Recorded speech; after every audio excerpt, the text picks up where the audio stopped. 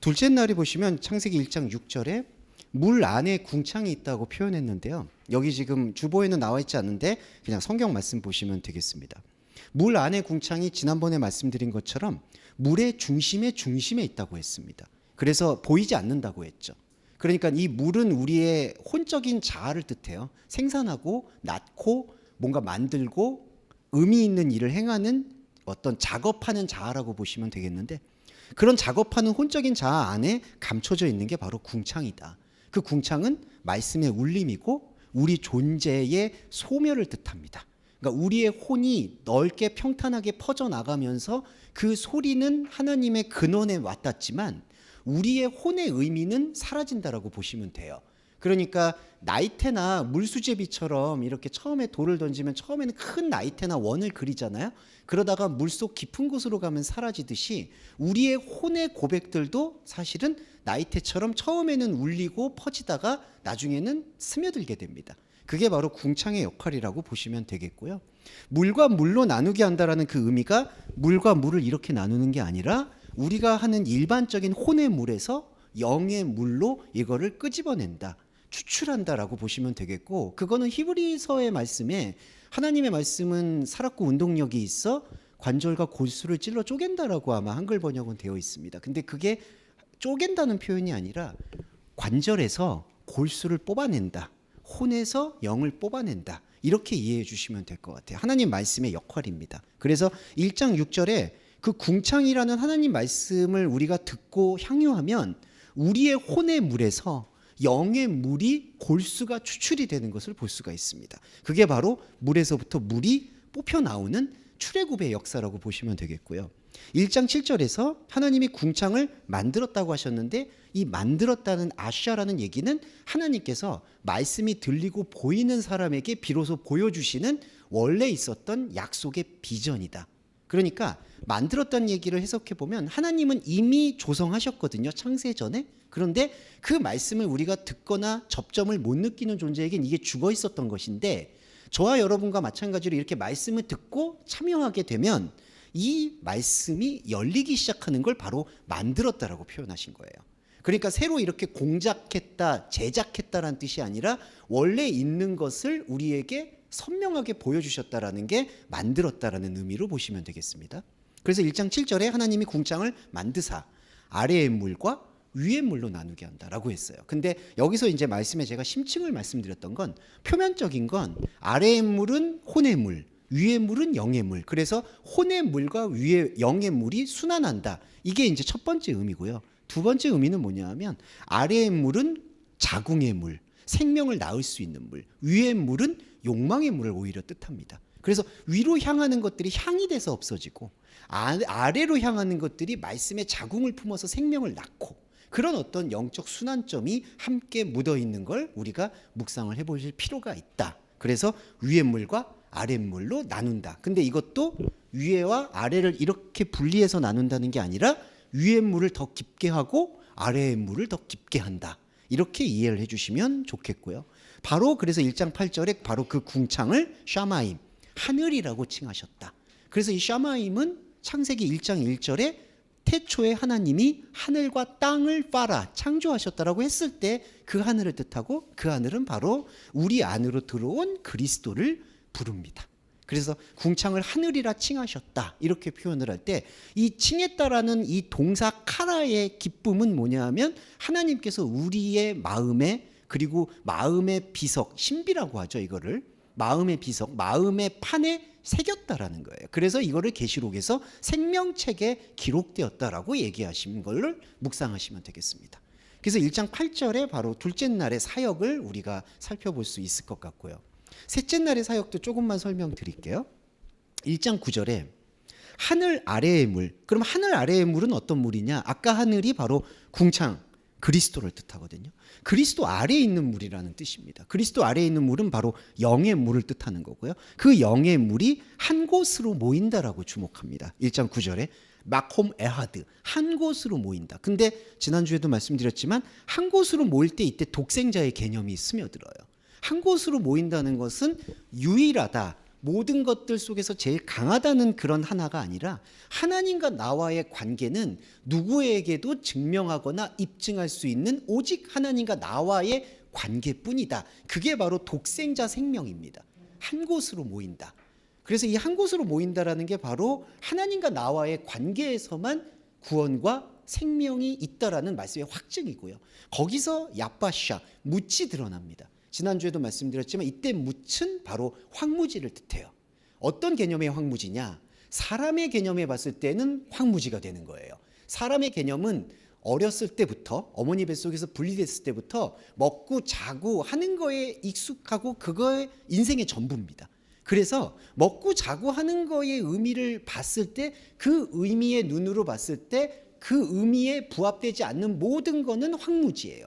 그러니까 씨를 뿌렸는데 열매가 안 나오면 우리의 인생의 혼적자는 그거를 버리려고 노력을 합니다. 그리고 더 가치 있는 거를 쫓아가는 거예요. 이게 직업윤리, 교육윤리, 인간윤리, 종교윤리예요. 근데 여러분 여기에 안타깝지만 속으면 안 됩니다. 그리스도의 복음은 오히려 야빠샤, 마른 땅, 아무것도 없는 게 하나님이 볼 때에는 비옥한 땅이에요. 이거를 완전히 역전시켜서 바라보면 구약에서 하나님께서 내가 너에게 지시할 땅으로 가라는 그 가나안이 여호수아가 들어갔던 그 가나안이 아니라 모세가 깨달았던 바로 그 광야가 가나안이라는 거죠. 이렇게 이해하시면 됩니다. 그래서 야빠샤가 바로 1장 10절에서 아래추예요. 땅이에요. 그리고 반대로 모임물이 또 있습니다. 아까 하나님의 그리스도가 보내신 하늘 아래의 물이 한 곳으로 모였을 때 이때 한 곳은 그리스도와의 유일한 독생자의 한 곳을 뜻하고요.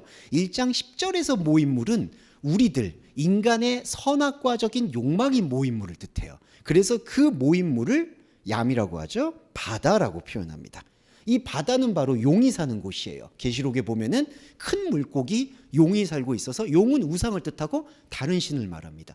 그래서 인간은 하나님의 이 한 곳으로 모이는 독생자의 생명의 말씀으로 독임하죠. 불별하고 깨우치지 않으면 냉정한 얘기지만 모두 바닷속에서 용을 섬길 수밖에 없다. 근데 더 허망한 거는 용이라는 거는 원래 존재하지가 않잖아요. 그러니까 존재하지도 않는 우상한테 다른 복음은 없나니 없다는 그 없는 거에게 우리가 우리의 혼의 모든 거를 헌신하다가 인생을 다 털리고 죽음을 맞이하게 됩니다. 현세도 지옥이고요. 그러다가 육의 옷을 벗어도 지옥이 된다라는 거를 우리가 반드시 묵상을 할 필요가 있다. 그래서 셋째 날에서 상당히 중요했던 부분은 우리가 생각하는 마른 땅, 연한 풀과 같이 흠모할 만한 것이 없는 것이 하나님이 볼 때에는 비옥한 땅이다. 그게 가나안이다라는 뜻의 말씀 성취가 되고요. 그리고 우리는 사실 그 마코메아드라는 독생자 생명을 보지 않으면 모든 것은 바다로 휩쓸려가고 나는 용을 안 섬겨라고 아무리 발버둥 쳐도 나는 무신론자야, 나는 교회 안 다녀, 그리고 나는 교회 다녀도 바른 복음을 믿고 있어. 그래도 말씀에 온전한 독해마 그 분별이 성립이 안 되면 그거는 바다고 용을 섬길 수밖에 없어요. 이게 바로 인간이 가지고 있는 필연입니다. 제가 필연이라고 말씀드리는 건 죄송한데 아까 어머니 뱃속에서의 분리서부터 사람은 갓난 아이서부터 선악과예요. 죄송한데. 이게 부정적이다 긍정적이다 얘기가 아니에요. 숨을 쉬는 것 자체가 선악과예요. 여러분. 살려고 발버둥 치는 게 선악과입니다. 이거를 우리가 뭐 비루하거나 비참하게 생각해서는 게 아니라 아주 객관적이고 중립적으로 살고 있는 자체가 이미 바닷속에서 용에게 휩싸여 있는 지옥과 같은 지옥불의 인생이다. 이거를 우리가 그렇게 낭만적으로 봐서도 안 되고요. 뭐 잘 벗어났어. 나는 안 그래. 나는 평화로워. 뭐가 평화롭습니까? 전혀 평화롭지 않아요. 자기의 어떤 이 멘탈, 현재의 마음은 평안해 보일 수 있고 걱정 근심 없어 보일 수 있어도 그 용은 그 존재는 이미 이 바다에 완전히 사로잡혀 있는 존재라는 걸 그리스도인은 좀 힘들더라도 바닥에서부터 길어 올려야 돼요. 이거를. 이게 바로 복음의 요체가 됩니다. 그래서 11절과 12절에 제가 저번에 말씀드렸던 게 핵심이 땅이 풀, 씨 맺는 채소, 씨 가진 열매 맺는 나무를 내라고 했거든요. 근데 제가 지난번에 말씀했을 때 주목하셔야 되는 건 하나님께서는 이 땅에서 열매를 맺고 있는 이 혼의 삶에서 열매가 없는 영의 삶으로 전환되는 것을 요구하셨어요. 그때 1장 11절에 제가 이 동사, 히필 동사 이 따세라는 거를 따샤를 말씀드렸는데 이 따샤가 씨앗이 없는 채소를 말합니다. 그러니까 풀, 씨 맺는 채소, 씨 가진 열매 맺는 나무를 내라는 게 아니라 번역은 이렇게 됐는데 이 씨 맺는 채소, 씨 가진 열매 맺는 나무를 우리의 인생길 동안에는 늘 낼 수밖에 없겠죠. 직업을 가지고 가족을 꾸리고 삶을 살아가니까. 그런데 그거에 대해서 어떠한 의미도 부여하지 말라는 뜻이 다시아로 돌아가라는 얘기예요. 그냥 너는 채소로 돌아가는 얘기입니다. 다니엘을 보시면 채식이 나옵니다. 초식이라고 하죠. 그 피 흘린 걸 먹지 않아요. 그 얘기가 뭐냐 하면 우리의 그리스도로는, 우리의 안에 있는 그리스도는 우리가 보암직하고 우리가 먹음직하고 우리가 하나님께 바치고 싶어 하는 그러한 어떠한 재물도 바치지 않고 받지 않는 온전한 씨 없는 상태로 가는 겁니다. 이게 바로 무염수태하고도 연결이 돼요. 예수 그리스도는 씨 없이 섹스리스입니다. 씨 없이 태어나셨죠. 그거는 순결하다, 깨끗하다, 이거하고 아무 상관이 없어요. 그거는 사람들의 판타지예요. 그러면 예수 그리스도는 왜 무염수태냐? 독생자처럼 이 땅에 아무 연고 없이 태어나셨다라는 걸 말씀으로 증거하시기 위해서 실제 역사에서 무염수태로 태어나신 거예요. 그걸 마리아가 계속 갈등을 하는 거죠. 이 갈등이란 건 나중에 한번 신중하게 말씀을 드릴게요. 왜냐하면 자신이 직접 육신의 어머님에도 불구하고 이게 정말 맞나 안 맞나 이런 것들에 대한 생명의 갈등을 일으키고 있는 게 사실은 그런 자아가 우리 안에도 있기 때문에 그 말씀을 드릴 수밖에 없었습니다. 그런데 1장 11절에서는 하나님의 말씀은 이렇게 씨 없는 것으로 돌아가라고 말씀하셨는데 1장 12절에는 안타깝게도 씨를 맺는 나무를 뿌리채 내고 있습니다. 그래서 이게 우리가 조금 오해를 벗어야 되는 게 하나님 보시기에 토브라고 하거든요. 좋다. 근데 좋다라는 게 하나님 보시기에 좋았다, 뜻이었다 이런 뜻이 아니라 하나님께서 이 원리를 예견하시고 우리의 현재의 모습을 폭로하셨다라는 설계도를 보여주셨다는 게 좋았다는 걸로 이해를 하셔야 돼요. 그러니까 우리가 하나님 보시기에 좋았다는 거에서 창세기에서 제일 큰 함정이 빠지는데 좋았다 그러면 이게 뭔가 완전한 상태. 하나님께서 잘 이루어 놓은 창조 상태로 보는데 여러분 창조라는 오늘 말씀드릴 때 창조라는 단어 자체가 파괴라는 뜻입니다. 기절하다, 졸도하다는 뜻이에요. 왜 그럴까요? 이게 창조라는 게 하나님의 일방적인 게 아니에요. 창세기 1장 1절 보시면 우리 머리 안으로 그분이 머리를 들이밀어서 이 로시와 로시, 머리와 머리가 터질 수밖에 없는 그 아비규환입니다. 이게 왜냐하면 우리는 지금 어머니 뱃속에서 분리돼서 마음이 아닌 하나님의 것이 아닌 거에 꽉 차 있기 때문에 이거를 돌입하고 들어올 수밖에 없어요. 이게 바로 영적 전쟁이라는 거예요. 그래서 그리스도인이 그거를 견뎌내는 게 바로 인내인 거예요. 그게 바로 하나님의 창조입니다. 하나님의 창조는 그렇기 때문에 우리의 기존에 가지고 있었던 모든 틀거리를 바닥에서부터 뒤흔드는 지진이 바로 창조라고 보셔야 되는 거죠. 지진이 그러니까 파괴인 거죠. 왜냐하면 내가 지금까지 안정감 있게 쌓아왔던 모든 말뚝이 뿌리 뽑히는 것을 느껴야 되니까. 그런데 복음의 효능, 십자가 복음의 가장 중요한 거는 이게 아무 의미 없다는 걸로 돌려 세울 때 우리의 말뚝이 뽑혀도 우리가 그나마 감당할 수 있다는 거예요. 그래서 이 그리스도인의 사실은 신앙생활이라는 게 제가 봤을 때는 감정 영역에서는 분명히 녹록하지는 않다라는 거를 꼭 말씀드리고 싶어요. 왜냐하면 내가 뭔가 안정감을 찾아왔고 꾸려왔고 앞으로도 또 인생을 살면서 안정감을 찾으려고 하거든요. 그런데 하나님이 주시는 진짜 안정감은 우리가 기대했던 안정감을 한번 완전히 솎아내고 신생, 새로운 안정감을 우리한테 불어넣어 주시는 건데 우리의 안정감을 솎아내고 하나님의 안정감을 입히는 이 간격이 견디기가 힘들다라는 것을 우리가 인정하진 않을 수 없겠습니다. 네. 그게 쉬운 문제는 아닌 것 같아요. 그걸 조금 더 새겨주시고 둘째 날, 셋째 날 말씀을 조금 10분 넘게 좀 말씀드려서 송구한데 할애해봤습니다. 자, 그러면 오늘 넷째 날 얘기를 좀 나눠볼게요. 둘째 날하고 여러분 가만히 보시면요.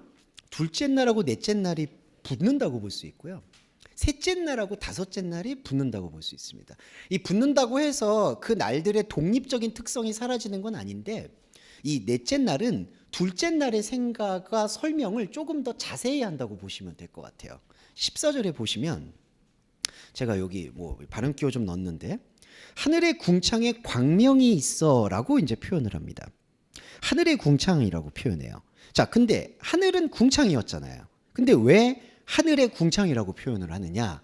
이게 바로 그리스도의 이 연합을 뜻합니다. 하늘의 궁창이라고 할 때 그 하늘의 궁창이에요. 그 하늘은 그리스도를 말해요. 근데 그 하늘이 그냥 자기 혼자 존재하지 않아요. 창세기 1장 1절에 천지라고 했을 때 하늘은 쌍수라서 땅을 꼭 가져옵니다. 그러니까 그리스도의 존재 목적은 여러분 자신을, 한 사람을 구원하기 위한 존재예요. 하늘의 미랄이 돼서 떨어지기 위한 거예요. 그 하늘. 그러니까 그 하늘은 궁창을 가져오는 거예요. 궁창이 우리예요. 말씀을 들은 우리. 그래서 그 하늘과 궁창을 둘째 날에서는 1장 8절에서는 궁창을 하늘이라고 칭했잖아요. 그리스도와 우리가 하나라는 뜻이에요. 여기서는 이거를 조금 세분화해서 그 그리스도가 우리를 품었다라는 표현을 그 하늘과 그 하늘을 만난 말씀 울림인 궁창인 나, 이렇게 이해하시면 됩니다. 그 하늘과 궁창.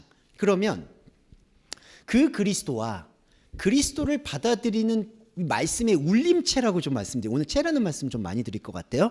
울림체라는 내가 만나게 되면 무엇이 나타나느냐? 바로 이 마오르, 광명이 나타난다는 겁니다. 광명은 분향, 향, 타오르는 것, 불꽃, 관유, 기름, 이런 뜻들을 포괄적으로 갖고 있어요. 그래서 이 광명이라는 마오르는 구약 성경에서 대부분 제사 용어로도 많이 쓰입니다. 기름을 붓는다, 그다음에 향을 피운다, 이런 것들이 이 마오르라는, 그러니까 매우 심한 빛이라는 뜻이에요. 오르에 마라는 그 합성어가 붙은 거거든요. 그래서 빛이 매우 심하게 이렇게 불타오른다, 타오른다라는 게 바로 광명입니다. 근데 이 광명에서도 은혜로운 특징이 있는 게 자신을 다, 이걸 산화라고 하죠. 이게 좀 분신 같은 개념인데요. 자신의 혼의 존재가 다 산화되는 개념이 바로 광명의 개념이라고 보시면 돼요. 그러니까 궁창인 하나님의 말씀을 만난, 그리스도의 말씀을 만나서 그리스도의 말씀을 품은 우리는 되게 중요한 건 그리스도와 함께 타버리는 겁니다. 그러니까 그리스도가 따로 있는 게 아니에요. 그리스도가 여러분 안으로 하나의 미랄이 돼서 땅에 떨어져 죽는다는 얘기, 인자는 땅에 들린다는 얘기, 십자가를 짊어진다는 얘기는 그리스도가 나와 함께 타버리는 거예요. 어디에서 타느냐? 하나님의 세계가 아니라 현상의 세계에서 다 타버려서 한 줌의 재가 되고 한 줌의 향이 되는 겁니다. 그게 구약 성경에서 말하는 모든 소재, 화재, 속건제, 속죄제의 본질이에요. 향이 되는 거예요. 향이 된다는 얘기는 하나님의 세계로 흡수가 되는 거고, 인간의 세계에서는 어떠한 의미도 구현될 수 없다는 것을 선포하는 행위입니다. 그래서 구약의 인물들 중에서 에녹이 등장하죠, 여러분. 에녹을 보시면은 그게 이제 그 족보 기법이라고 표현하는데, 족보의 중간에 딱 집어넣어요, 여러분.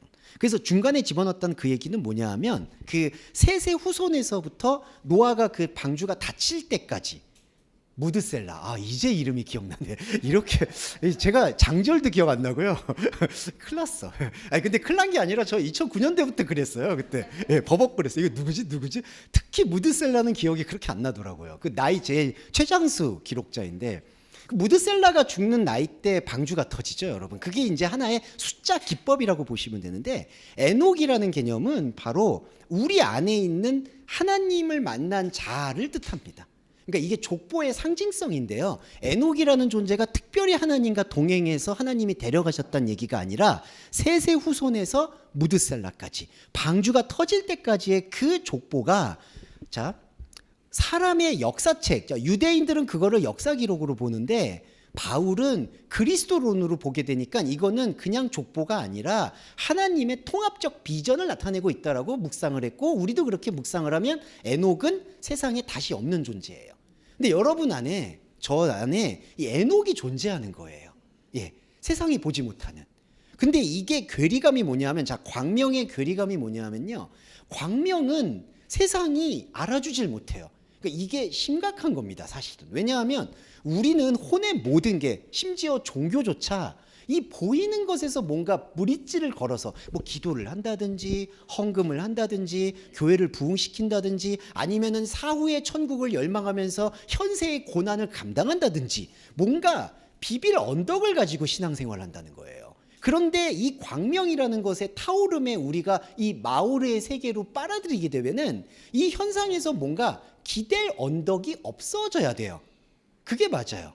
그리고 복음이 원래 채워지게 되고 말씀 예배를 계속 깊게 하게 되면 비빌 언덕이 없어져도 담대해지는 거예요. 그게 바로 회개가 되는 겁니다. 메타모르포, 이 세상의 자리에서 하나님의 자리로 자리가 아예 트랜스포메이션 되는 게 바로 회개예요. 그러니까 광명이 바로 그건데, 사실 우리의 혼의 자아는 이 세상을 살고 있는 세상의 인정과 세상의 말뚝에 워낙 많이 연루가 되어 있는 거죠.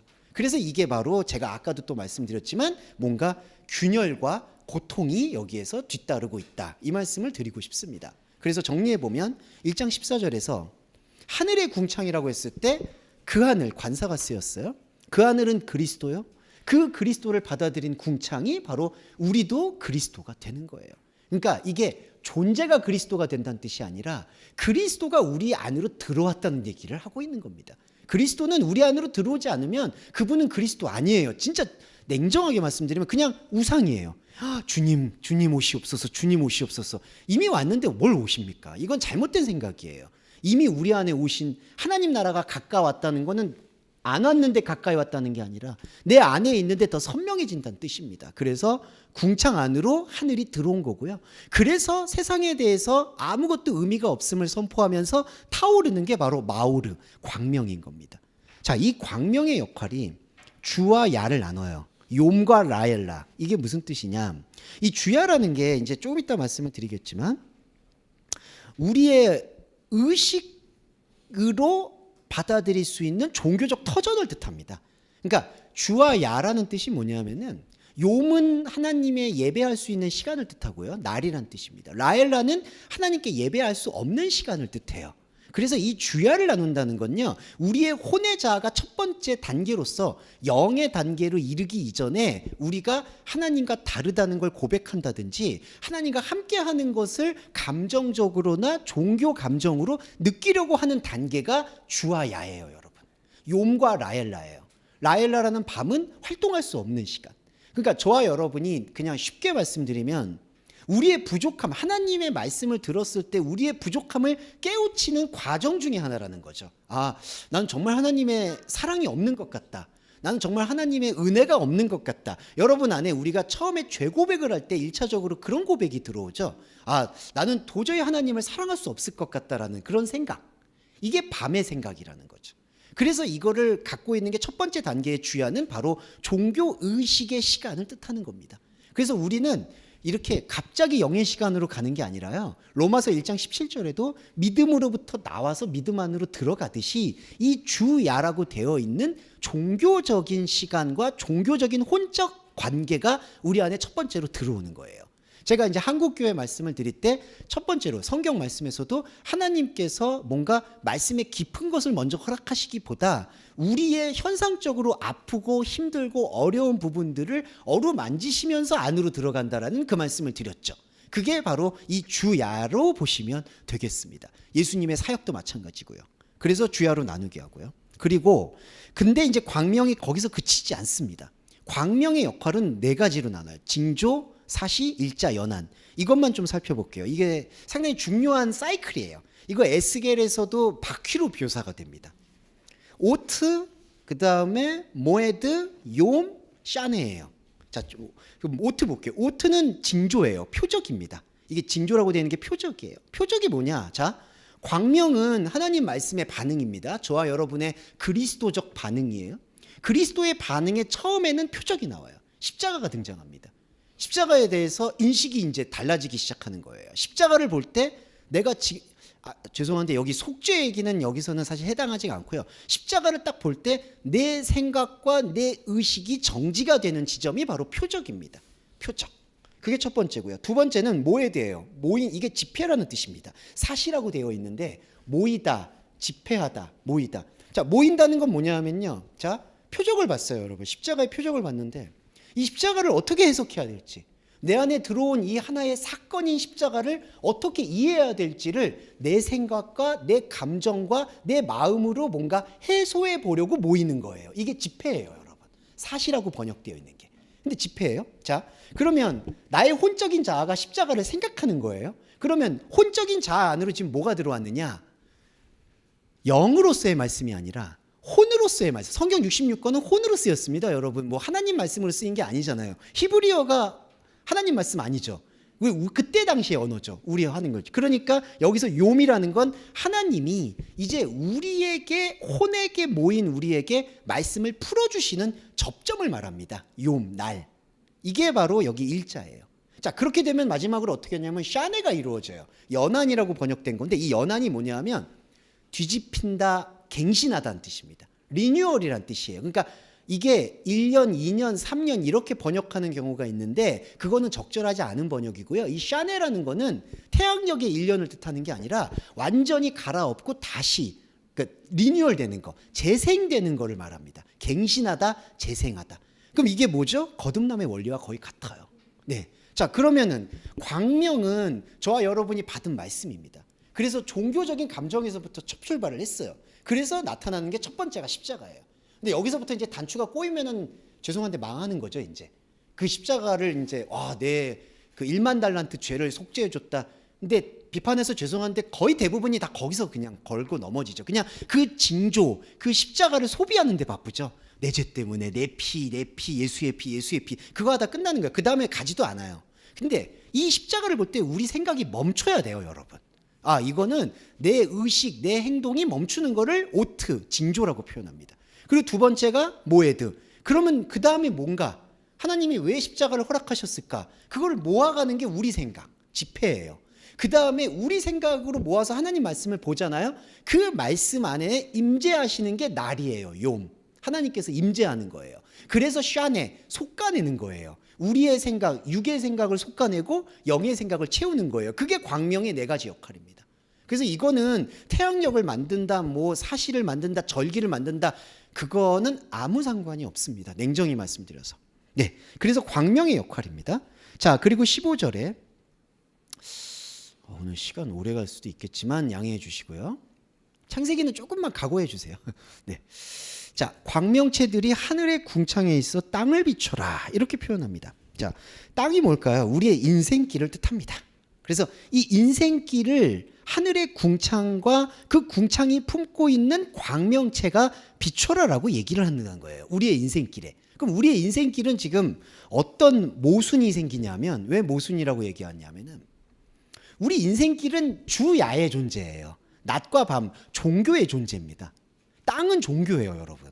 땅은 열매를 내고 씨를 뿌리고 열매를 거두려고 하는, 그게 이제 저희 창세기 2장과 3장에서 남자의 역할로 나와요. 너는 땀을 죽을 때까지 흘려서 땅을 경작하라는 그런 얘기가 나와요. 그러니까 땅은 우리 인생길이고 종교예요. 그런데 그 종교에 광명을 비추라고 얘기하는 거예요. 그러면 종교는 필요하지만 그 종교에 머무를 수 없다는 게 광명이 우리한테 가르쳐주는 십자가 복음의 절정이라는 거죠.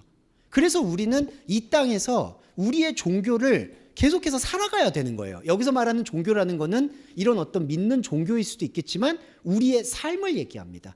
그리고 추구하는 거, 돈을 버는 거, 사람을 만나는 거, 이거 멈추지 말라는 거예요. 땅을 비추라는 얘기예요. 그러니까 땅을 긍정하신 거예요. 그러면 종교적인 나를 긍정하시면서 그 종교적인 날은 흘려보내고 종교적인 것 안에 있는 골수와 같은 하나님의 광명을 아까 징조, 사시, 일자, 연한으로 이루어지는 말씀의 운동력을 회복하시는 게 바로 땅에 비추는 광명인 것입니다. 그러면 여러분 이게 너무나 담대한 게 우리 땅은 여기서 이제부터 점점 여러분들의 영적 자아와 거리가 멀어지는 거예요. 마치 비행기가 이륙하듯이 이제 땅은 멀어져요. 근데 놀라운 사실은 땅에 멀어지면 멀어질수록 놀라운 거는 땅을 더 열심히 살아야 됩니다. 네, 땅을 경작하라는 얘기가 바로 그거예요. 그러니까 아무 의미 없이 열심히 하라는 얘기예요. 이제 그냥 쉽게 말씀드리면, 그러니까 거기에서 너가 의미를 찾을 것도 없고 무엇을 할 것도 없다. 근데 여러분 이게 왜 신비롭냐면은 내가 이 땅에 대해서 객관적이 되는 겁니다. 사람들은 그거를 허무하다라고 표현하죠. 전도서는 그걸 허무하다고 얘기했어요. 근데 허무하다라는 단어 안에는 우리 감정의 아쉬움이 담겨 있는 겁니다. 허무하다, 허탄하다, 무의미하다, 고독하다. 여러분 이런 감정들은 다 어디서 나왔죠? 사람이 규정해 놓은 부정 감정에서 나온 거예요. 근데 하나님의 감정 체계는 우리가 생각하는 감정 체계와 리뉴얼이 돼요. 달라요. 갱신돼요. 우리가 생각했던 슬픔이 아닌 것이고요. 우리가 생각했던 기쁨이 아닌 게 한 번씩 솎아내는 과정이 분명하게 나타나는 겁니다. 그게 바로 예수님이 말씀하신 좋은 땅이에요. 그 좋은 땅이 우리 안에 지금 들어왔기 때문에 우리는 이 감정 체계를 완전히 솎아내는 내 인생의 땅에 하나님의 광명을 비추는 일을 계속해야 됩니다. 죄송한 말이지만 한 가지만 우리가 열심을 내야 된다 그러면 이 말씀 보는 것이에요. 네, 말씀 보는 걸요 뭐 나중에 보면 되지 이거 없습니다. 여러분 나중에 어디 있어요. 난 그런 분들에게는 좀 화가 나요. 없어요, 그런 시간. 지금 아니면요, 여러분, 하나님의 시간이라는 건요, 미래가 없어요. 자꾸 미래에 본다고 생각할 때 그 함정에 빠져요. 아, 나 이거 지금 머리 아프니까, 내 사업이 좀 어려우니까, 내가 진학을 해야 되니까, 나중 진짜 없습니다. 그때 가면 머리는 더 굳어지고요, 몸은 굳어지고요, 종교적 자아는 커지고요. 이렇게 말씀드려서 죄송한데, 사람은 늘 비대해져요, 여러분. 기름기가 낍니다. 하나님의 말씀이 없는 자리에는 늘 바다에 용이 가득 차 있어요. 제발 그 부분에 대해서 좀 유념하셨으면 좋겠다. 너무 안이하게 생각하시는 거에 대해서 우리는 그렇지 않다고 저는 확신하고, 저한테 반성입니다. 너무 안이하게 생각해 제가. 그래서 반성하고 있습니다.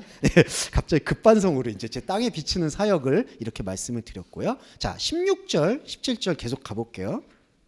이게 이제 넷째 날의 아주 황홀함인데, 하나님이 두 큰 광명을 만드사, 큰 광명 핫가돌이 낮이고요. 여기 어디 갔지?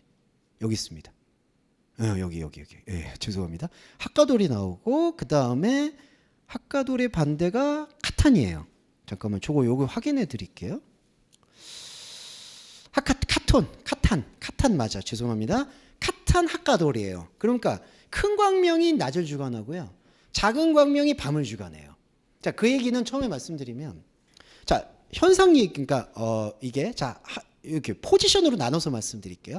하나님의 입장에서의 포지션과 우리 입장에서의 신앙 고백 포지션이 이거 완전히 다른데, 이건 통합적입니다. 먼저 말씀드리면 1장 16절에 하나님이 만드신 두 광명은 다 커요, 여러분. 그러니까 보세요. 큰 광명이, 하나는 큰 광명이 되고 작은 광명이 된 거예요. 그러니까 두 개 다 원래 큰 거예요. 그럼 왜 크다고 얘기하느냐? 여기서 크다고 얘기할 때 하나님의 차원에서는 차원이 다르다는 걸 얘기하는 겁니다. 그래서 우리가 그 신약 성경에서도 가장 작은 거, 가장 큰 거, 이런 걸 얘기할 때 양적으로 크다는 걸 얘기하는 게 아니라 차원이 다르다는 뜻을 얘기하는 거예요. 그러니까 이때 광명을 만들었다는 얘기는 우리가 생각하고 디자인했던 그러한, 와, 빛이 비쳤어, 하나님이 임재했어, 이런 게 아니라 하나님 차원에서의 언약이라는 걸 강조하는 게 큰 광명이란 뜻이에요. 그러니까 이렇게 양이 크다, 빛이 더 선명하게 비쳤다, 그런 뜻이 아니라 이 광명은 온전히 하나님의 차원이다. 이게 바로 큰 광명입니다. 그래서 그때 온전히 하나님의 말씀 영역은 낯을 주관하고, 이때 낯은 하나님의 시간을 뜻하고요, 작은 광명이라는 것은 겸손이라는 뜻입니다. 예수 그리스도를 보시면 타페이노스라고, 나는 온유하고 겸손하니 내게 배우라라고 얘기하죠. 그때 온유를 말씀드리면, 온유는 프라우요스인데, 온유라는 거는 플렉시빌리티, 영어 쓰면 안 되는데 죄송합니다. 네, 이렇게 유연해지는 거. 그러니까 이게 유연하다는 건 뭐냐 하면은 여기도 통하고 저기도 통하고, 정치 용어로 말하면 철새라고 얘기하지만 그거는 좀 부정적 용어고, 플렉시빌리티는 유연하다, 그러니까 어디에도 통한다, 온유하다는 뜻이 그거예요. 그럼 온유라는 게 어떤 거죠? 예수가 내 온유하다고 얘기했죠. 큰 차원에서 작은 차원으로 막힘없이 내려왔다는 성질을, 나는 온유하다, 그 얘기를 한 거예요. 말씀이 육신이 됐다는 게 온유하다는 뜻이에요. 겸손은 뭐냐 하면요, 큰 곳에 있는 하나님의 뜻을 타페이노스, 내려앉혔다, 큰 곳에서 느낄 수 있는 하나님의 뜻을 작은 우리 차원에서 설명을 해 주셨다. 그게 나는 온유하고 겸손하니 나한테 배워라는 뜻입니다. 성품을 배우라는 게 아니죠. 제가 거듭 말씀드렸지만 예수님 성품은 겸손과 온유하고는 아예 거리가 멀죠. 그분이 어디 온유해요, 여러분? 갑자기 울다가, 사람이 막 갑자기 통곡하다가, 갑자기 승질 내시다가, 갑자기 산에 가시거다, 말도 안 됩니다. 그리고 겸손하실까요? 겸손하지 않죠, 여러분. 예, 진짜 겸손하지 않아요. 그러니까 사람의 성품으로 봤을 때 그걸 본받으라는 얘기가 아니라는 측면에서 제가 말씀드리는 거예요. 각자의 양심으로 사는 거지 성품 보호는 전혀 아니다. 그래서 제가 말씀드리고 싶은 건, 자, 큰 광명의 낮의 시간, 하나님의 시간을 작은 광명인 우리의 차원, 라엘라, 밤의 시간 속에 하나님의 말씀을 소통하게 만든다. 이 뜻이 하나님 포지션이에요, 여러분. 근데 여러분, 제가 지난번에 제가 녹음이나 이럴 때는 그 하나님 포지션만 설명을 드렸는데, 이거는 상호 대화예요. 자, 이 말씀 드리는 건 뭐냐 하면, 자, 우리 차원에서는 이게 또 달라요. 우리 차원을 말씀드릴게요. 우리 차원에는 하나님은 당신의 뜻을 큰 광명으로 만드시고, 당신의 뜻이 우리 작은 광명 안으로 들어와서 밤을 비추게 하세요. 자, 그런데 우리 차원에서는 신앙 고백이 나와야 돼요. 무슨 뜻이냐? 자, 우리는 혼의 존재잖아요. 혼이 느낄 때 크다라고 느낄 때 이미 함정이 차원이 다르다고 얘기해도 그분은 크시다는 게 딱 설정이 돼버렸어요. 아, 하나님은 높으십니다. 하나님은 나를 창조하셨습니다. 근데 여러분, 이 생각 자체가 선악과 생각이에요. 그러니까 하나님이 다른 신들보다 훨씬 높습니다. 하나님은 우리 차원에서 섭렵할 수 없습니다. 알 수가 없습니다. 이런 모든 생각이 안타깝게도 혼에서 나왔기 때문에 혼의 생각이에요. 그래서 혼의 생각에서 본 고백은요, 이 큰 광명, 작은 광명이 다 이게 뭐냐 하면 맴샬라, 주관을 하거든요. 이 주관이라는 단어가 신앙 고백이 왜 되냐면, 이 주관이라는 거는 왕의 단어입니다. 그러니까 하나님께서 통치하신다. 사람이 통치한다는 뜻이에요. 정리해보면 이게 무슨 뜻이냐. 자, 하나님은 우리를 주관하시죠. 하나님의 차원에서는. 자, 근데 우리는 이걸 어떻게 고백이 돼야 되냐면은, 우리의 머리와 우리의 혼은요, 주관한다라는 맴샬라, 그 단어가 들어오면요, 하나님이 나를 지배하거나 하나님이 나를 통치하시거나 우리는 그 뜻밖에 모르는 거예요. 그러면 우리는 뭘 고백하게 되죠?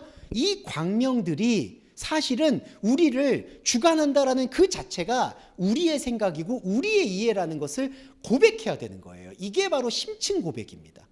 그러니까 이게 머물러선 안 되는 게, 하나님은 차원이 다른 큰 차원에서 작은 차원으로 우리에게 광명을 허락해 주셨어라는 그 신앙 고백도 유효하지만, 이거는 우리가 하나님을 높여드릴 때 신앙 고백인 거예요. 우리 십자가 신앙 고백은 우리는 하나님의 광명을 우리 머릿속에서 생각하는 그 순간 하나님이 우리를 지배하거나 맴샬라, 통치할 거라고 생각을 한다는 거죠. 이 단어가요, 여러분, 얼마나 오염이 됐냐면 여기서부터 이제 이스라엘이 나오는 겁니다. 하나님이 통치하는 나라라는 생각이 우리 안에 들어왔죠. 유대인들은 그래서 아예 실제로 나라를 만들었죠, 여러분. 그런데 우리가 성경을 볼 때 기독교인들도 어떻게 되죠? 하나님께서 왕국을 세우셨다, 하나님의 나라를 세우셨다고 얘기하죠. 그게 다 뭐죠? 이 맴샬라, 하나님이 통치한다고 생각하는 거예요. 우리 혼의 생각으로. 하나님이 그렇게 통치 안 하시잖아요. 그러니까 낯을 주관하게 한다, 밤을 주관하게 한다라는 거는 진짜 낮과 밤을 주관한다는 말씀이 아니라, 우리 고백 속에서는 주님, 저는 당신의 통치를 믿지 못하겠습니다라고 고백을 해야 되는 게 심층 고백, 십자가 고백이에요. 자, 그 십자가 고백이 하콕하빔을 만듭니다. 이 제일 중요한 단어, 별들입니다. 별. 예, 별은 어떻게 빛나냐면요, 이 콕하빔이라는 걸 파자도 좀 풀어드리고 싶은데, 묶으려다가 묶는 게 안 되는 걸 별이라고 표현해요. 그러니까 자, 이 별이라는 단어만 좀만 자세하게 설명드릴게요. 별은요, 밤에 떠도는 거예요. 그러니까 과학적으로 지금 설명하는 게 아닙니다. 이때 히브리어는 시의 언어라고 보셔야 되기 때문에 과학에서 말하는 뭐 별자리 이런 게 아니에요. 그 사람들이 보고 별을 이렇게 표현한 거예요. 우리의 어둠 속에서 별들은요, 여러분, 다 조각조각 파편 나 있죠. 만날 수가 없어요, 사실은. 그러니까 사람들이 요거 별자리 북두칠성, 그건 그 이후의 얘기고요. 그냥 히브리인들이 이 코카브, 별을 봤을 때에는 하늘에 파편처럼 전혀 만날 수 없이 저곳저곳에서 떠도는 것을 말하는 거예요. 자, 이 고백이 왜 중요하냐면은, 하나님께서는 아브라함에게도 무별과 같은 자손을 만든다라고 얘기하셨듯이, 우리의 어둠은 수습이 안 되지만 우리의 어둠 속, 우리의 혼은, 우리의 말은, 우리의 언어는 하나님을 붙잡을 수도 없고 잡을 수도 없지만, 우리 안에 들어온 그 오트, 예수 그리스도의 흔적이 우리로 하여금 우리의 밤을 계속해서 빛으로 버틸 수 있게 한다라는 고백이 하콕하빔, 그 별들이라는 겁니다. 그래서 여러분, 이 지시대명사를 사용했기 때문에 이걸 직역을 해보면요, 하나님이 두 큰 광명을 만드사 큰 광명 낮을 주간, 작은 광명 밤을 주간, 또 별을 만드셨다는데, 이거를 이 에트라는 지시대명사를 살려서 번역드리면, 작은 광명, 큰 광명, 그것이 곧 별들이다, 이렇게 번역이 돼야 돼요. 그러니까 이 모든 광명에 대한 신앙 고백이 별이라는 거예요. 자, 저와 여러분이 이 시간을 관통하면서 사실 저는 주님, 당신이 주관한다는 얘기밖에 할 수가 없어요. 근데 그 통치라는 단어가 오염된 거예요, 여러분. 그러니까 그 오염됐다는 거예요. 그렇기 때문에 주님, 저는 숨쉬는 것조차 다른 신을 섬길 수밖에 없는데 어떻게 지키라는 말씀이에요? 라고 당신께, 내 안에 있는 그리스도에게 이거를 허락하고 대화를 나누면, 그리스도께서 화답을 하시는 게, 너는 하늘에 있는 무별과 같은 밤의 별이라는 걸 주신다는 겁니다. 별은요, 이거는 인간이 묶으려고 해도 묶이지 않아요. 그냥 다 독립된 파편으로 떠도는 겁니다. 마치 점묘화처럼 그냥 선으로 묶이지도 않고요. 그냥 점들이 돌아다니는 거죠. 근데 이게 바로 구원이에요, 여러분. 이게 놀라운 게 하나님께서는 우리의 차원에서는, 우리의 혼의 입장에서는 밤에 전혀 만날 수 없는 별들인데, 하나님은, 우리는 이런 단선적인 존재니까 그걸 별이라고 표현하는 거지, 하나님은 여러분 안에 있는 그 수천 수만의 파편을 하나로 통합할 수가 있는 거죠. 한 곳으로 모였으니까. 그러니까 우리가 걱정할 게 아닌 게, 우리는 떠돈다고 생각하고 히브리 백성이고 아무것도 없고 말뚱이 다 뽑혀나갔지만 하나님이 볼 때는 그게 완전한 거예요. 그게 완전한 거예요. 그러니까 하나님께서 당신의 사랑을 그 완전체 안에 쏟아부으시는 거예요. 저와 여러분이 담대할 수 있는 게, 제가 자꾸 하나님을 의리라고 말씀드렸던 건, 하나님의 언약은 그 완전한 그릇에다가 자기의 모든 걸 쏟아부어요. 왜냐하면 삼위일체라고도 하듯이 하나님은 그리스도, 자기 자신을 보내거든요. 그러니까 우리 안으로 모든 걸 쏟아붓습니다. 그게 별이고, 바로 그게 하나님께서 아브라함에게 약속하셨던 뭇별입니다. 그러니까 자꾸 저 자손은 아무 상관없어요, 여러분. 그 자손 끊겨도 자손이 있든 없든, 이 자손에 대해서 제가 너무 경홀히 여기는 것 같은데, 경홀히 여겨야 됩니다. 이거는 그걸 끌고 가면 안 돼요. 그걸 끌고 가니까 자꾸 기독교가 여전히 이 구약을 족보로 보는 거예요. 그래서 별에 대해서 말씀을 드려서 1장 17절로 연결을 해보면, 하나님이 그것들을 하늘의 궁창에 두어 땅에, 그것들이 뭘까요, 여러분? 이 오탐이 별들이에요. 왜냐하면 아까 1장 16절을 다 별로 갈무리를 했거든요. 그러니까 하나님이 별을 궁창에다. 그러면 여러분, 15절 볼까요? 하늘의 궁창에 뭐가 있었냐면 광명이 있었습니다. 근데 지금 보시면 1장 17절에 하늘의 궁창에 별이 있는 거예요. 광명이 별인 거죠. 네, 그 말씀체가 바로 저와 여러분 안에 있는 것이고요. 여기서 18절이 나오는 건데, 주야를 주관하게 하시고 빛과 어둠을 나누게 하신다. 이 순서 보세요. 별들이 주야를 주관하죠. 근데 주관한다는 게 아까 1장 16절에 주관한다는 mem샬라예요. 그러면 주야를 주관한다는 게 어떤 의미죠? 신앙 고백입니다, 여러분. 주야를 주관한다는 건 거꾸로 말씀드리면 내가 주관하지 않는다라는 것을 고백하는 거예요. 내가 더 이상, 나는 종교자아로 시작했지만 종교자아일 수가 없다는 것을 고백하는 게 주야를 주관한다는 것 안에 함축된 거예요. 별들이 비춤으로. 그럼 어떻게 되냐면요, 둘째 날에 나왔던 사역 중에 빛과 어둠, 이거 첫째 날이기도 하죠. 빛이 더 깊어지고 어둠이 더 깊어지는 겁니다. 주야하고 빛과 어둠이 달라요.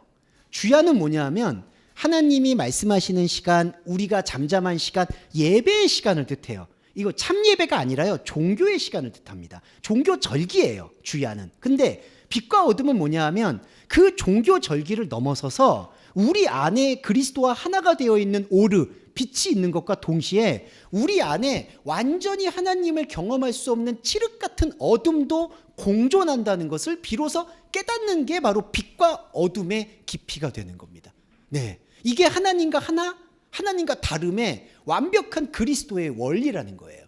여러분, 그리스도인의 죄 고백, 신앙 고백은 여기에 다 십자가 고백하는데다가 붙잡혀야 됩니다. 뭐냐? 나는 하나님과 완전히 다르다. 나는 죄인이다. 이때 죄는 자범죄 아니에요. 나는 하나님과 완전히 다르다. 그래서 나는 완전히 하나님과 하나일 수밖에 없다. 다름과 하나를 우리가 말씀으로 흡수하게 되면 선악의 논리, 나는 하나님처럼 되고자 하지만 내가 하나님처럼 될 수가 없어서 발버둥 치는 그 선악의 논리는 소멸되고, 하나님과 완전히 다른 것을 인정해서 하나님과 완전히 하나가 되는 그리스도를 받아들이는 생명나무가 되는 게 바로 빛과 어둠을 나누는 별의 사역이라는 거죠. 그러니까 별이 저와 여러분인 거예요. 예. 그래서 이 하코카빔에 대한 은혜는 우리가 어떻게 말해도 좀 지나치지 않다, 이렇게 말씀드릴 수 있겠습니다. 20절에 볼게요. 이제 다섯째 날은 그런데 셋째 날하고 연관이 되어 있습니다. 셋째 날을 살펴보시면 천하에 물이 한 곳으로 모이고 묻이 드러났었죠. 그물을 말합니다. 창세기 1장 20절에 물들은 생물로 번성케 해라. 땅이 하늘의 궁창에 새가 날아라. 여기 말씀부터가 포인트가 담겨 있는데 좀 설명을 드리고 싶어요. 물들이 뭐냐면 사실은 영의 물이어야 돼요. 근데 이게 참 아이러니하고 중요한 게, 영의 물이면 이 네페시아야가 생물이라고 번역되어 있는데, 네페시아야는 헬라어로 말하면은 조산 푸시케가 됩니다. 그러니까 혼이에요. 예, 네페시아예요. 그리고 루아하임이 푸니마예요. 영이에요. 그러니까 생물이라는 단어는 이런 동식물 생태계를 말하는 거는 우선적인 게 아닌 거고요. 여기서 네페시아에는 우리의 혼의 생명, 감각 생명을 뜻합니다. 그리고 번성이라는 게 이게 뭐냐, 샤라츠인데 이거는 기어다니란 뜻이에요. 기어다니라는 거는 땅에 머무르라는 의미가 있습니다. 그러니까 물들은 생물을 번성하게 하라는 이 뜻이 뭐냐, 생명을 낳아야 되는 영의 물이 혼을 가지고 땅에다가 충실하라는 얘기예요.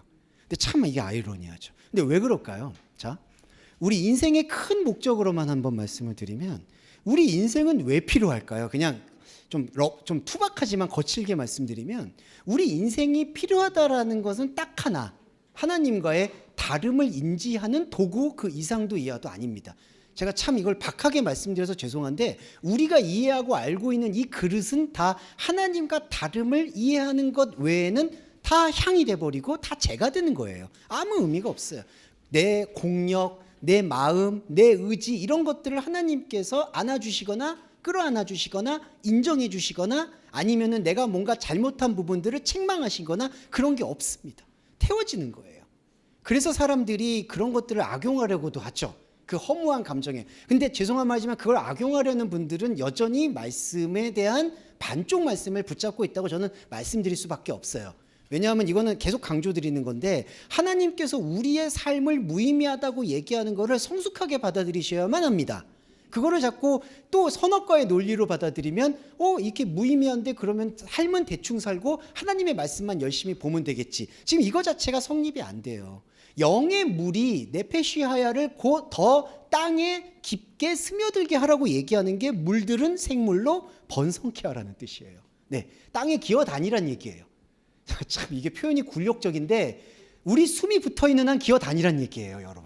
우리 네페시아에 우리 혼은 정말 부당하든 힘들든 뭐 고통스럽든 진짜 죄송한데 막 진짜 죽고 싶다 해도 여러분 버티셔야 돼요. 네, 기어다녀야 돼요. 자, 근데 반대로 볼게요. 땅 위에 하늘의 궁창에는 새가 날아라. 이 새가 난다. 우프라는 게요. 새가 동식물의 새를 말할 수도 있지만 이 날아다닌다라는 게 이 새라는 단어에서 또 파생된 단어가 오프인데 이 오프라는 단어는 뭐냐 하면은 덮는다는 뜻이 있습니다. 덮는다, 은폐한다, 가리다, 기절하다, 졸도하다는 뜻도 함께 있어요. 파라도 그 뜻이 있지만 요 오프도 그래요. 그러니까 자, 땅 위에요. 땅 위라는 게 뭐냐면 제가 말씀드렸던 그 들림의 상태예요. 자, 한쪽 자아는 여러분의 한쪽 자아는 땅을 기어다녀요. 네, 이 물들에. 근데 여러분의 또 다른 한쪽 자아는 땅 위를 날아다녀요. 이 날아다닌다는 건 뭐냐? 빚지지 않는다는 뜻입니다. 이게 그러니까 이 시적 의미를 이해해야 되는 게 새처럼 이런 뜻이 아니라 날아다닌다는 거는 그런 어떤 땅에 연고를 두지 않는 상태. 그러면서 하나하나 다 덮는다. 덮는 게 어디를 덮냐면 땅 위에 얼굴을 덮어요. 땅을 덮는다는 거는 나의 영적인 자아는 여전히 땅을 기어다니지만 나의 혼적인 자아는 여전히 땅을 기어다니지만 나의 영적인 다는 이제는 하늘을 떠돈다라고 얘기하는 거예요. 이게 아까 말씀드렸던 별과 비슷한 상태라고 보시면 됩니다. 이게 창세기 1장 20절에 천하의 물, 그리스도 아래 모이는 말씀체인 우리가 하는 야빠샤의 사역이라는 거죠. 무체 사역이 바로 물들은 땅을 기어다니되 땅의 얼굴은 덮어버려라. 그리고 날아다녀라. 연고를 두지 말아라. 이게 바로 창세기 1장 20절의 정신입니다. 이게 그리고 히브리 정신이기도 해요. 머리 둘 것 없다. 그러니까 예수 그리스도의 말씀의 정교함은 이런 구약의 특히 창세기 그리고 바울은 진짜 천재라는 표현은 뭐 이렇게 머리가 좋다 이런 얘기가 아니라 정말 집요하고 탁월해요. 이 창세기에 있는 걸 그대로 끄집어내요. 로마서에 보세요. 첫사람 아담, 마지막 아담 이런 논리가 바로 창세기 2장 3장의 내용에 다 나와 있습니다. 그러니까 바울이 탁월한 거예요. 근데 바울이 탁월할 수 있었던 건 예수 그리스도가 그걸 남겼기 때문이에요.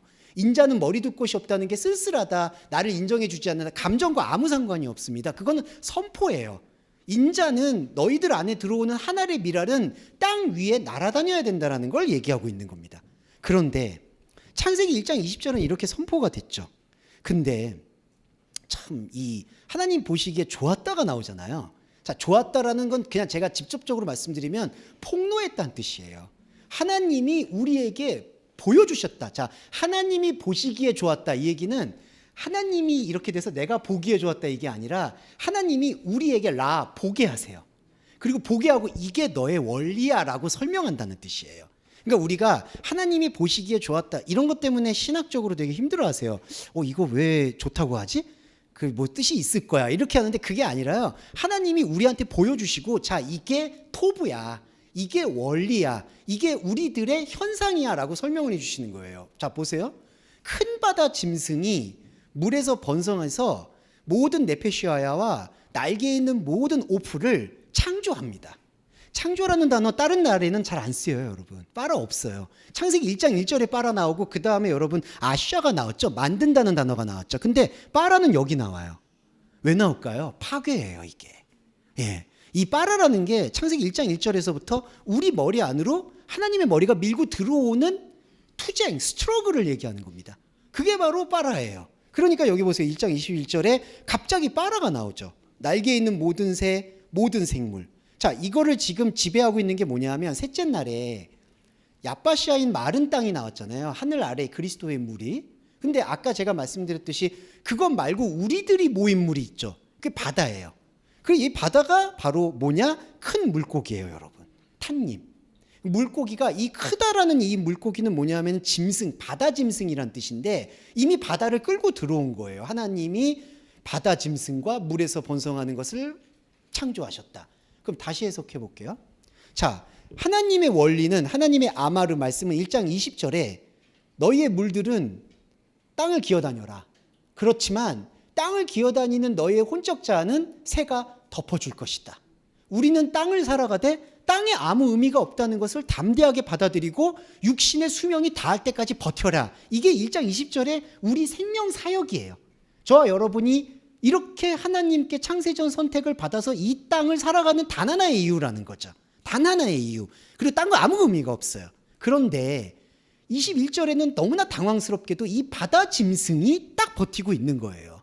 그래서 하나님께서 창조하셨다는 얘기는 뭐냐면요. 자, 이 중요한 게 하나님께서는 우리에게 네페시하야가 땅을 기어다니라고 말씀을 주셨는데 우리의 지금 현상은 우리의 실조는 바다 짐승을 섬기고 있는 모습을 이렇게 끄집어낸 거예요. 밑바닥에서부터. 이게 폭로예요.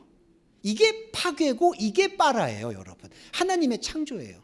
그러니까 우리 안에는 하나님을 기뻐하는 법이 있지만 우리 마음속에는 또 다른 법이 나를 죄의 법으로 사로잡는구나. 오호라 공고한 몸이다. 이렇게 얘기하는 바울의 고백의 탁월성은 나는 그리스도의 말씀을 보기 전에는 나는 하나님을 잘 섬긴다고 생각했고 내가 섬겼던 하나님이 유일하다고 느꼈는데 하나님께서 진리의 체계를 보여주시니까 이 빠라를 하시니까 창조를 하시니까 내가 섬긴 메시아가 바다 짐승이었구나라는 것을 깨우치게 된다는 거죠. 저와 여러분도 동일하게 지금 고백이 나오신 거예요. 아, 내가 지금 본 게 바다 짐승이구나. 이게 창조예요, 여러분. 창조는요, 파괴하고 새로워지는 걸 뜻합니다. 그때 새로워지는 거는 이 땅에서 다시 새로워지는 게 아니에요. 날아다녀야 돼요. 또 창조 볼까요? 날개에 있는 모든 새를 창조하죠. 자, 아까 날아다니는 거는 땅에 있는 걸 덮잖아요. 근데 이 날개에 있는 새를 창조한다는 건 뭐냐 하면 이 새마저도 자기의 종교적인 욕망을 위해서 활용하고 있는 우리의 현실을 폭로한 게 하나님 보시기에 좋았다는 거예요. 그래서 보시면 이 빠라를 한번 1장에서 찾아보시면요. 여기 외에 둘째 날, 셋째 날 여기서는 크게 사용하지 않습니다. 이런 부분들을 좀 유념해서 보시면 되겠고 마지막으로 남자와 여자를 창조할 때 나와요. 그때 다음 주에 또 설명드릴 때 이거는 장난 아니라고 말씀드려 죄송한데 완전히 몰입이에요. 완전히. 이제 이 빠라는 지금 여기 빠라는 전초전이고요. 남자 여자 나올 때 진짜 죄송한데 개판됩니다. 진짜. 예, 정말 가슴 아파요. 눈 뜨고 보기가 힘들어. 남자 여자가 이렇게 아름답지가 않아요. 완전 죽을 맛이에요. 이제 근데 그때는 빠라고 지금 빠라도 마찬가지예요. 20절에서는 원리는 완벽해요. 혼적 자는 땅에 있고 영적 자는 모든 걸 덮고 이거예요. 근데 이게 구현이 안 되고 있는 우리의 모습을 발가벗긴 게 진리가 발가벗기는 거거든요. 말씀은 진리예요. 그러니까 진리가 우리가 대면했을 때 큰 물고기를 우리가 섬기고 있었구나라는 거를 우리는 속속들이 고백을 해야 됩니다. 기독교는 이거에 묶여 있다라고 봐도 과언이 아니에요. 큰 물고기에. 그리고 좋았다는 거는 폭로와 진리 체계를 드러낸 거예요. 자, 그러면 22절이 이제 문제인데 하나님이 그들에게 복을 준다고 합니다. 이 복이라는 얘기를 좀 다시 한번 풀어드릴게요. 이 바라크예요. 바라크 많이 들어보셨을 텐데 이 바라크는요 아주 이 성구 사전을 살펴보시면 두 가지 의미가 쌍두마차입니다. 복되게 하다, 욕되게 하다. 예, 그냥 보시면요 나중에 사무엘상이나 역사책 이 바라크는 다 저주예요. 시편을 보시면 욕할 때 그 다윗이 그 자기를 괴롭히는 사람들 뭐 악인의 이빨을 뽑아버리시고 뭐 그런 얘기 하잖아요. 그런 얘기할 때 바라크들이 많이 나와요. 이 바라크는요 사실은 두 가지 의미를 같이 묵상해야 돼요. 그러니까 하나님이 그들에게 복을 주어 가라사대라는 얘기는 뭐냐면 하나님이 이렇게 이것 좀 설명드릴게요. 하나님이 주어로 나오니까 마치 뭐 하나님이 능동태가 돼서 하는 것처럼 느끼는데 그게 아니라 하나님이 우리에게 이 말씀의 현실을 보여주신다고 생각하시면 되고요. 복을 준다는 얘기는 뭐냐면 우리가 복과 저주에 묶여 있다는 사실을 보여주신다는 거예요. 복을 주시면 게 아니라 내가 너한테 복을 준다 이게 아니라 너희들이 지금 생각하고 있는 그 복, 우리들이 생각하고 있는 메시아는 바로 이렇게 욕되게 하고 저주하고 복받고 이거에 뭉쳐 있다는 거죠. 너무나 안타까운 게 우리가 하나님께 진리체계의 말씀이 없이 기도하면은 그걸 하나님을 축복하면서도 저주하는 거예요. 정말 그렇습니다. 우리가 이 원리를 모르는 상태에서 예수 그리스도의 이름으로 기도한다고 하면요 그분을 높여드리다가도 그분을 낮추는 거예요. 항상 십자가에 못 박는 거예요. 다시 십자가, 다시 십자가, 다시 십자가. 매주마다 얼마나 많은 교회가 십자가 얘기하다가 그 주술에 취해서 인생을 소비합니까? 소비가 아니죠. 자기는 헌신이죠. 그러다 끝장나는 거예요. 이게 이 복이라는 거를 하나님께서는 완벽한 경고로 준 겁니다. 그들이 뭐죠? 우리 안에 바다 짐승. 우리 안에 바다 짐승이에요. 이 바다 짐승에게 바라크를 부는 거예요. 그러면서 생육, 번성, 충만. 자, 이것도 자 생육, 번성, 충만 좀 말씀드릴게요. 이거 이 남자와 여자한테도 나오거든요. 생육, 번성, 충만 4분만 더 쓰겠습니다. 페리, 그 다음에 라바, 그 다음에 말레예요. 이게 원래 어떤 뜻이 있냐면요. 열매를 맺어라. 증가해라, 넘쳐나라 이 뜻이에요. 근데 이 뜻의 본질을 묵상하게 되면 뭐냐 하면은 열매를 맺고 증가해서 벗어나라는 뜻이 있어요. 자, 생육번성 충만의 원래 뜻 하나님께서 진짜 복음 차원에서는 뭐라고 얘기하냐면은 자, 우린 열매를 맺어요. 우리 아까 혼의 삶은 땅을 기어다니잖아요. 열매를 맺고요. 열매를 맺으면 이거 불교 용어 써서 그렇지만은 다 또 인연을 맺기 때문에 업이 쌓여요. 증가를 해요. 라바. 증가해요. 그러면서 딱 한 끗 차이인데 충만이라는 말레를 보시면 복음을 느낀 존재는 이 증가된 현실에서 충만도 여러분 이 채워진 게 보는 게 아니라 흘러 넘치는 거죠. 흘러 넘치는 건 그리스도인은 이 열매를 맺고 여기서 증가된 것에 벗어나는 거에 대한 말씀의 효능과 영적인 감흥을 묵상해요. 저 여러분은 지금 확실히 그렇습니다. 그런데 그 충만이 그게 아니라 말레가 이게 증가하고 열매 맺어서 꽉 채워져서 이걸 가지고 하나님께 소산을 드리고 이걸 가지고 하나님께 영광을 올리려고 하는 태도가 충만의 다른 이름이 돼버리는 거죠. 자, 이 말씀을 볼 때 우리가 정말 죄송하지만 예전까지는 충만을 가득 채워진 충만으로 보게 되는 위험성이 강한 거예요. 왜냐하면은 복을 준다고 하니까. 그러니까 야 생육하고 번성해서 바닷물에 충만해라. 바닷물에 충만하다? 이게 무슨 뜻일까요? 바다의 물에 더 이상 복음의 차원에서는 잊지 말라는 얘기예요. 유월절 하라는 얘기예요. 넘어가라는 얘기예요. 그게 바로 창세기 6째 날에 사람에게 생육하고 번성하고 충만하라고 얘기해요. 정복하라는 얘기는 뭐냐면요. 그 아바드라는 얘기는 땅에 아예 스며들어서 땅에서 없어지라는 얘기예요. 혼적 자아를 다 태워버리라는 뜻입니다. 그게 정복이에요. 근데 그걸 정복하려고 하잖아요. 이 말도 안 되는 얘기를 지금 하고 있는 겁니다. 이거 죄송해요. 이거 완전 사기예요. 예. 이거 진짜 사기. 그러니까 자기가 사기꾼인 걸 모르고 사기치는 거예요, 여러분. 뭘 정복을 해요? 그 충만도 마찬가지예요. 이거 채워지면 그때 재앙이에요, 재앙. 여러분, 이거 열매 맺어서 이거 어떻게 해요? 이거 열매 맺어서 하나님 이 주렁주렁 이 악업을 가지고 하나님 이거 나 잘했죠. 이걸 뭘 잘했습니까? 하나님 아무 관심 없어요. 이게 바로 생육번성 충만의 원리입니다. 그런데 제가 자꾸 그런데라고 얘기하시는 게 그런데 안타까운 게 새들도 땅에 번성해라. 이게 참 안타까운 얘기예요. 이게 명령법이 아니라요. 현실을 짚는 거예요. 현실을 짚는 것. 자, 요것만 설명드리고 마무리할게요. 현실을 짚는 게 뭐냐면, 자, 아까 요건 왜 설명을 드려야 되냐면, 창세기 2장 20절에 땅 위에는 새가 날아다녀요. 그러니까 이거는 땅의 얼굴이라고 해서 땅의 표면 위를 뜻해요. 그러니까 새가 날아다닌다는 건 머리 둘 곳이 없다라는 그 땅이 아닌 영적인 생명을 뜻해요. 그런데 여기 22절의 현실은 뭐냐면요. 새들도 땅에 번성하라는 얘기가 땅 안이라고 쓰여 있습니다. 베 전치사가 쓰여서 땅 안에 그 베 아레추 이레부, 새들은 오프 이레부 바레추, 새들은 땅 안에서 번성하라. 이 얘기는 명령법이 아니라 지금 이 현상을 설명하는 거예요. 그러니까 원래 우리의 존재는, 영적인 자아는 생육 번성의 허망함을 깨우쳐서 충만, 유월절 넘어가야 되는 건데, 그 넘어가지 못하고 우리께 하나님이 주셨던 그 종교적인 파편조차, 새들조차, 말씀의 흔적들조차 땅 안에 지금 번성하고 있구나라는 개탄과 탄식이 하나님 보시기에 좋은 거예요, 여러분. 그러니까 이게 이 좋다라는 얘기를 이거를 좀 새롭게 받아들이는 게 아니라 원래 입체적으로 받아들일 필요가 있거든요. 그래서 여러분, 이 부분에서 저희가 이 다섯째 날까지 흘러 들어오는 상황 속에서 여러 가지를 좀 막상 드릴 수 있겠지만, 정리를 해보면 광명과 별은 같다. 근데 별은 연고를 둘 수 없는, 머리 둘 곳이 없는 히브리의 정신이다라는 걸 말씀드리고 싶었고요. 그 다음에 여기 물이 혼적인 자아, 영적인 자아가 있는데, 혼적인 자아는 땅을 계속해서 기어다녀야 되는 거고요.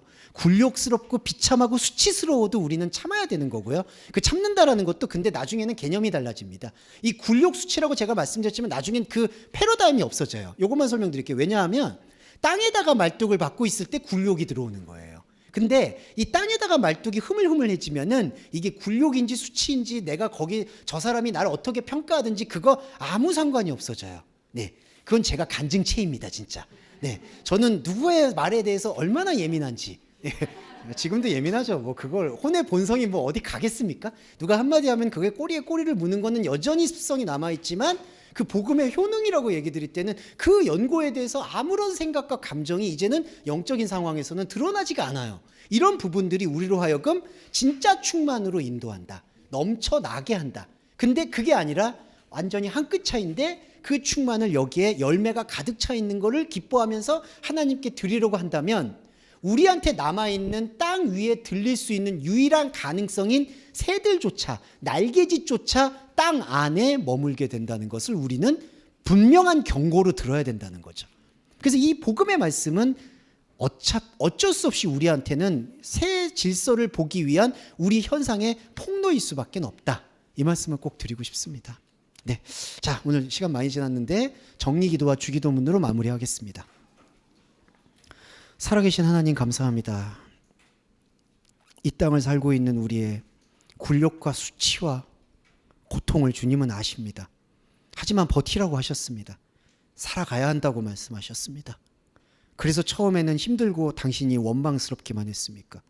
왜 살아야 되는지, 왜 느껴야 되는지 아무 의미가 없는 삶 속에서 고통만 있었습니다.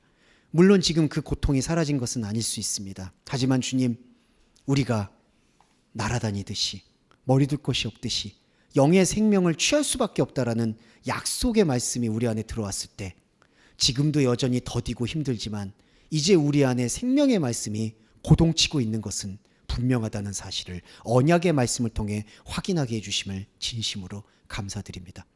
자비로우신 하나님, 하지만 우리 동서말씀교회 지체 여러분들 여전한 문제의식 안에 사로잡혀 있습니다. 땅 안에 새들이 가두어져 있고요, 경제적인 어려움, 관계의 어려움, 그리고 건강의 어려움으로 인해서 우리의 영혼과 근심은 계속해서 쌓여가고 있습니다. 그러나 주님, 한순간에 돌변하는 영의 말씀을 우리는 신뢰합니다. 한순간에 파고들어 모든 것이 파라가 되어 파괴되고 새로운 신생이 열리는 하나님의 길을 우리는 말씀으로 느꼈습니다. 당신의 언약은 변개되지 않습니다. 당신의 정죄하지 않는 진리는 우리 안에 완전한 당신의 사랑을 허락하였습니다. 이 말씀이 우리 동서말씀교회 지체 여러분의 모든 시간, 땅의 시간을 넉넉히 이길 수 있도록, 넉넉히 무관심해질 수 있도록, 넉넉히 초연해질 수 있도록 배려해 주시기를 간절히 청구합니다. 우리 주 예수 그리스도의 이름으로 감사하며 기도합니다. 아멘.